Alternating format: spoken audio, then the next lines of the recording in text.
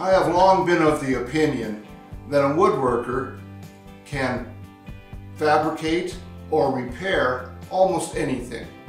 Now, I realize some things need to be made of metal. You need the strength of steel for certain things, but for a lot of things, wood will work just fine if it's done properly.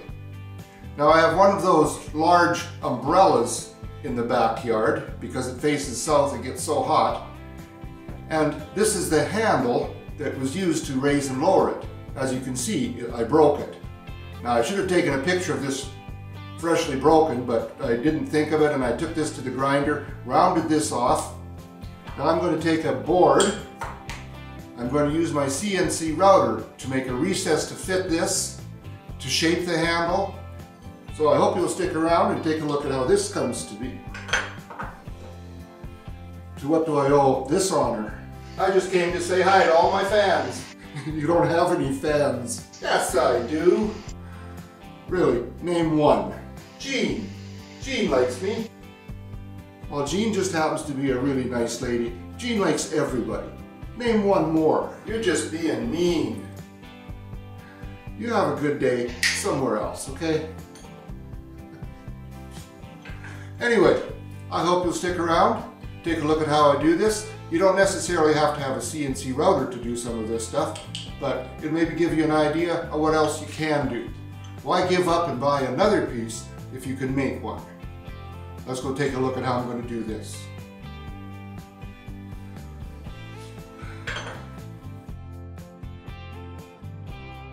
I just want to give you a quick look at the software, the easel software, where I designed this piece that I'm going to cut.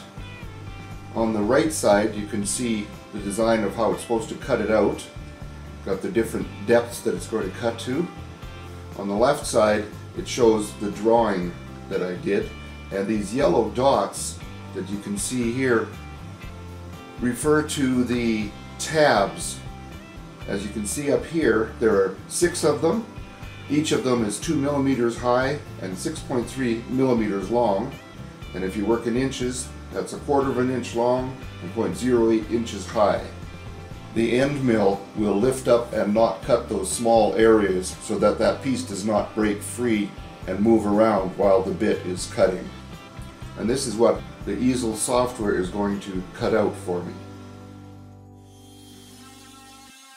I realize that not many people will want to sit and watch the CNC router cut this whole thing out. Kind of like watching paint dry, a little boring. But I thought I'd just give you a very fast look at it, and I want to point out that the piece of wood it's cutting is just the prototype. The finished piece is going to be oak.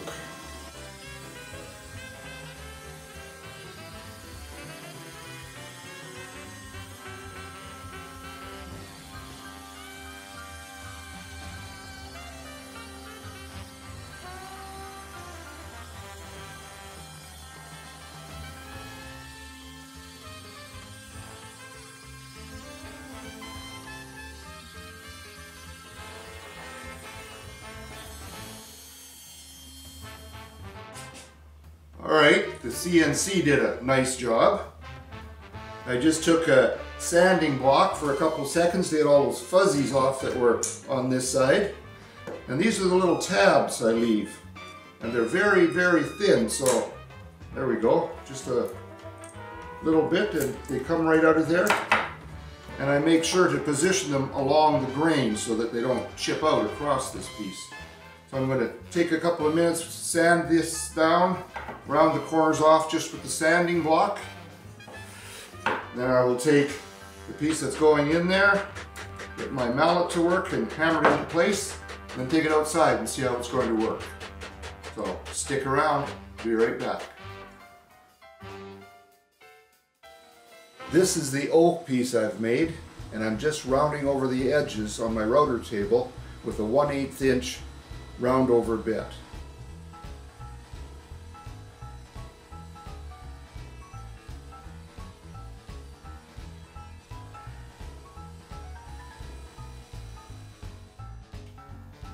Well, here's the finished crank handle. It's oak, and I have finished it with varathane. Now the varathane I used is not for outdoor use. but I checked into getting some marine finishes and things like that that are clear, and I was going to spend $80 or $100 on one can, and it's probably the only thing I'll ever use it for. So the way I see it, if this only lasts a couple, 3 years, I can make another one. A lot cheaper than buying that finish. So let's take this outside and see how it's going to work. Okay, I'm ready to put this on. I don't have the canvas on the umbrella. It's still early spring in Alberta, and I've been here long enough to know this is not the end of winter. You can see that there is still some snow in the background. I'm sure it will be added to. So let's see how this is going to work.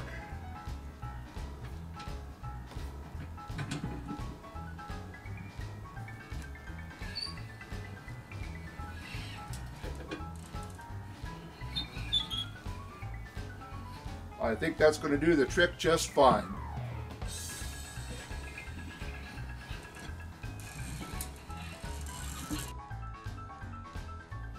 Well, that turned out as well as I could expect. I want to thank you for stopping into my shop today. I hope you'll come back next time. And I'm hoping this will inspire you. Maybe next time you need something repaired around your house, you'll give it a shot and do it yourself. Woodworkers can repair anything. So if you like this, please click the like button, share it with others if you like, and don't forget to subscribe. Have a great day in your shop and be safe. Take care now.